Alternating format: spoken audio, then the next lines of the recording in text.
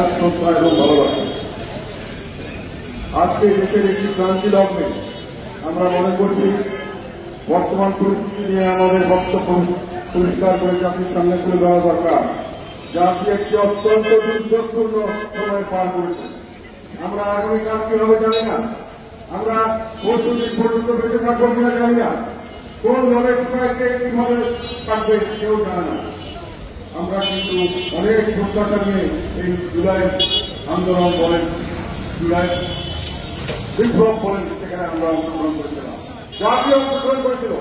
যখন আওয়ামী লীগ প্রথমে হঠাৎ করে ওটার ব্যবস্থা সেটা বাতিল করেছিল, একবার সেটাকে পুনর বলার জন্য হাইকোর্টের মাধ্যমে একটি মামলা তারা ইচ্ছা করে এনে দেওয়া বলে জনগণ মনে করল। ছাত্ররা মনে করল তাদের যে দাবি ছিল যে কোটা থাকবে না বা থাকলেও অনেক কম কোটা থাকবে, এইভাবে কোটার নাম দিয়ে বৈষম্য সৃষ্টি করা, এটা দুইটি তারা বুঝে দেওয়া হবে।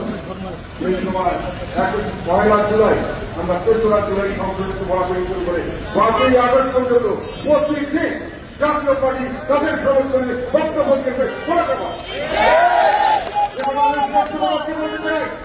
আমি কেন কথা বলছেন, আমরা বলছিলাম ওরা আমাদেরকে রাজনীতি করছে, কেন রাজনীতি করতে দিবেন চাচ্ছেন না, এটা আমাদের কাছে পরিষ্কার, এটা আমরা করে দেবো।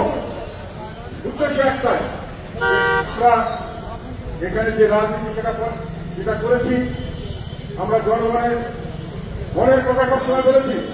আমরা তখন ছাত্রদেরকে মনে করেছিলাম এবং ছাত্র আন্দোলনকে সবাই দেশবাসী মনে করেছিল এটা একটা অহিংস আন্দোলন। ছাত্রদের উপর যখন পুলিশ এবং তৎকালীন সরকারের পেটোয়া বাহিনী মাপতে করলো, অত্যাচার করলো, রাতের বেলা মহিলার ছাত্রীদেরকে পর্যন্ত অত্যাচার করা শুরু হলো, দেশবাসী রুখে দাঁড়ালো। আমরা রুখে দাঁড়ালাম, আমরা বললাম নিরস্ত্র নিরুপায় নিরহ ছাত্র